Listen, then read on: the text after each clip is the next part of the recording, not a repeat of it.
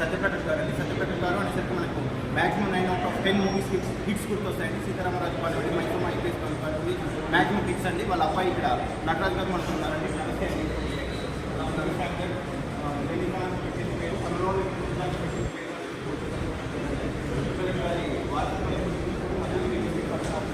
ఎలా ఉందండి?